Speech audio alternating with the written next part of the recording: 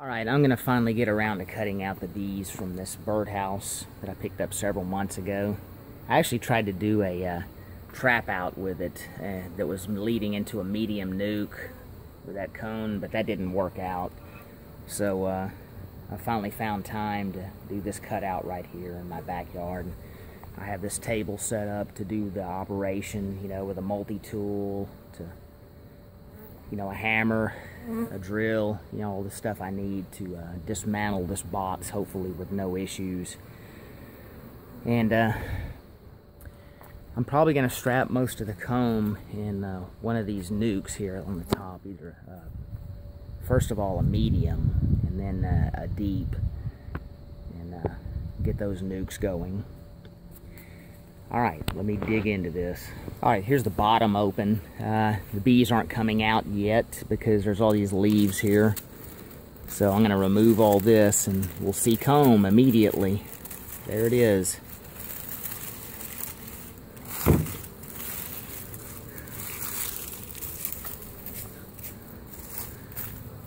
Look at that.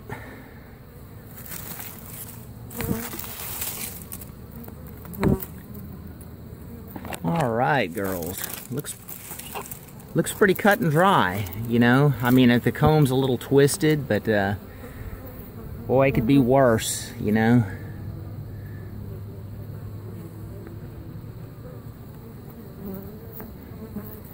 Alright, so I took the front off and I have just barely lifted it off one time, and here it is.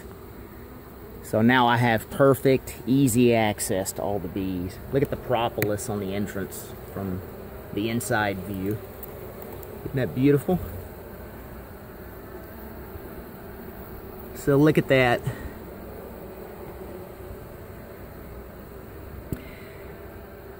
Easy access birdhouse. I like the way it was put together for doing a bee removal. Very nice. Look at their original spot. I'm just about 10-15 feet away. But I put that nuke hive there, that empty one, just to keep those girls, occupied. It has some comb in it and all that. But I wanted them to have some place to go while I'm doing this cutout. But it remains to be seen if I'm going to use those field force bees and keep them in that nuke and just do a split off that, but probably not, but it is an option. Alright, so I dumped the first round of bees in here from the face. There's the propolis entrance, and so now I can just gently cut this comb out with no problem and strap it in. The only thing is I'm trying to put it in mediums, and this comb is dropping down real low, and I can't, I got to keep the comb in the same orientation up and down. So I got to make a bunch of slices. That's the problem with doing a cutout into a medium. I have a lot of people that are requesting medium nukes, so I need to get some of those going. And then whatever's left over, I'll probably do a deep too, but there may not be enough left over. So as you can see, I got a bunch of mostly capped honey, and there's some pollen in there too. You just can't really see it. It's on the other sides of these combs. But I have that cut out and rubber banded in. Now it's, and I'm putting empty comb to the side that'll just be taking up space right now. And I know eventually in the spring they're going to need places to lay eggs and store more food. However, that will happen. I'll worry about that later. I just can't put too much wasted comb in there right now, and until maybe the end of this cutout, and I'll see what we have going as far as brood and all that. But on these cutouts, you have to make the most of your comb and space, especially in a small nuke like this. Alright, so I'm going to continue. They're being very good. Very good bees. I could probably do this without a suit on, but I'm too big of a baby right now in this point of my career. And here's what's going on over here with the field bees. You know, at least with me doing a cutout in my own backyard, and I can move the birdhouse a few feet away, I can have all these field bees out of my hair. You know, there's not so many bees flying around me, and it's mostly nurse bees I'm dealing with that are more calm. It was a bit too much for a just a medium nuke to handle, and so I'm extending this to a deep. So what they're going to have to do is, one of these hives, I'll choose probably the deep. I'll have them raise their own queen, like a split, and I'll give the queen to this medium. So you can see all that honey and pollen I've already cut out into the deep. And the nuke is pretty much, for the most part, filled up, except for one frame. But I have other stuff to put in there to fill it out. So the rest of this will probably go into the deep. So I cut all the comb out. Bees were clustered up there. I saw the queen walking on top. There she is. She's a beautiful bright orange queen. See her walking around in there. Beautiful, beautiful queen. Look at that.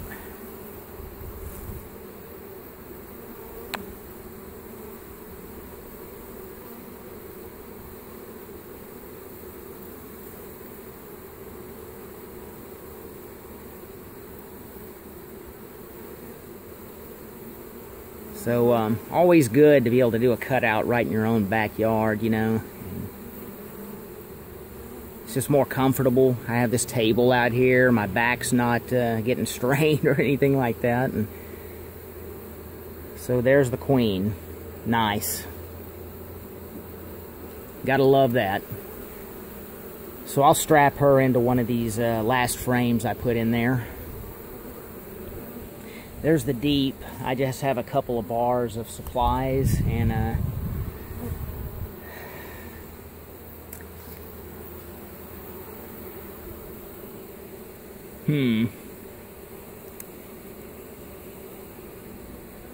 gotta figure out how to split this population, and then also figure out what I'm gonna do with all this going on here.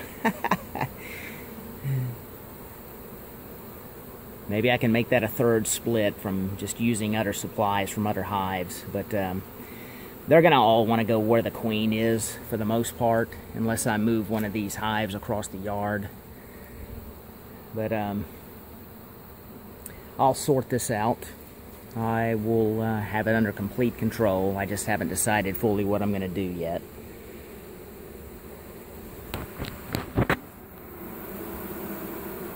Alright, so here's a little bit of honey and the queen strapped in here. And I'm going to lower her in this medium.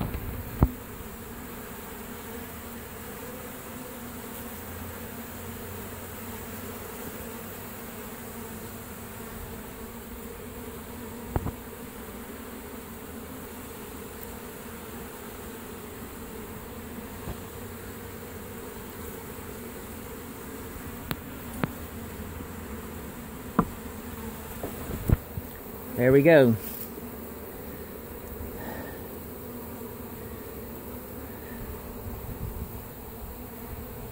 So I tell you what, I may have those field bees go to that hive over there and go to the get the deep nuke going, and I'll just switch out that medium they're all going in right now, and I'm gonna put this across the yard and let them do their own thing.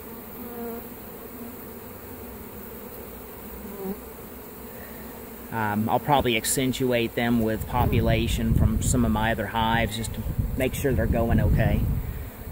But that's about all of it. I mean, I got to clean this up and kill some hive beetles that are crawling around in here. See, I had to cut this thing out also because it's just a hive beetle factory. You know, and they're always going to stay in there and just keep breeding, and I can't get to them. I can't inspect this thing, so I had to stop that. So there's a lot of hive beetles in here, and I need to watch these cutouts, you know, the comb over the next few days to make sure that the hive beetles don't try to overtake it. the comb. So anyway, let me clean up and I'll do a post-mortem here in a while. Thank you. So I actually made 2 other splits, you know, with eggs and larvae and food. I had to steal food from some of my other hives though, you know, pollen and nectar and honey, to put in these, along with some of the supplies I got out of the cutout itself from the birdhouse. So there's these 2 splits that are queenless. These 2 hives are going to have to raise their own queen, and I gave them the supplies to do so. You know, plenty of workers, pollen, nectar and honey, and eggs and larvae. And this is the hive over here, and by the way, I shook a bunch of other bees in here, along with, you know, the queen strapped in here.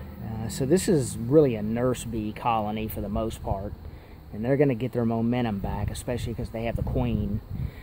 So they're going to be okay. I just need to keep an eye on them, and I'll release the queen in a couple of days. So that split right there, probably another week or 2 will gain sufficient momentum, probably to where they'll be pretty much on their feet.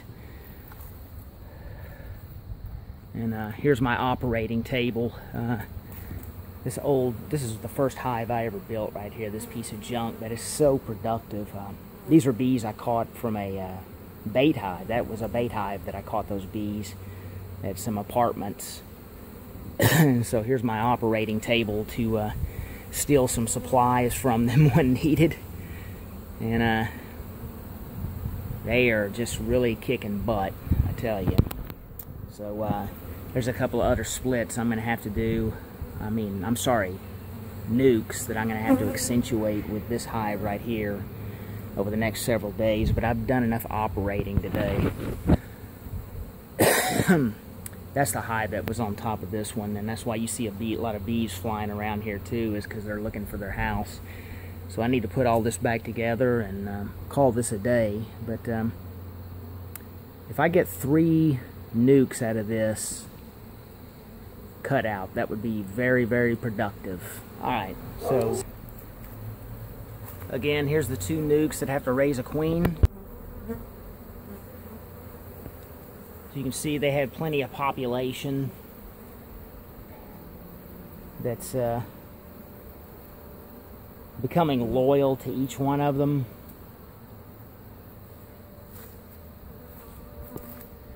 And I have all this put back together. The other hive on top, everybody's happy now. There's the birdhouse. I'll probably use that as a bait hive. Look at that propolis in the front, man. I may have to steal some of that from my medicine chest.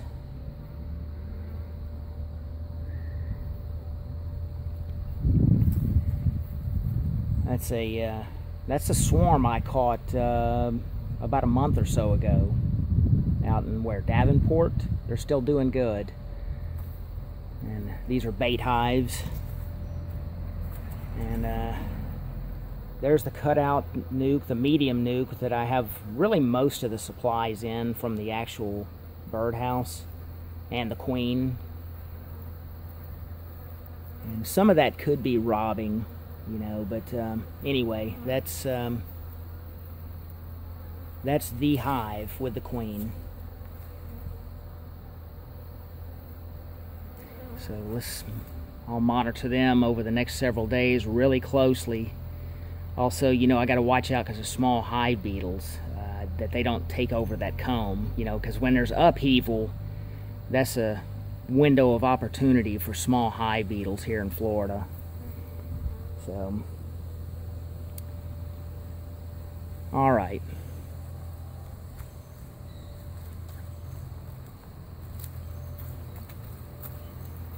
Oh, that's a Warray nuke that I made for somebody else. I had to cut it out from a top bar hive like that, you know, a nuke, and attach it to the hardware cloth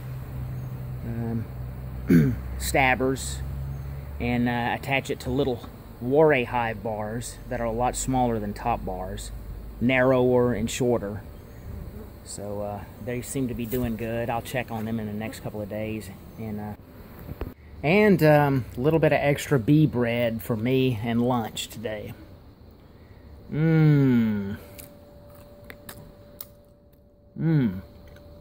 Best food on earth.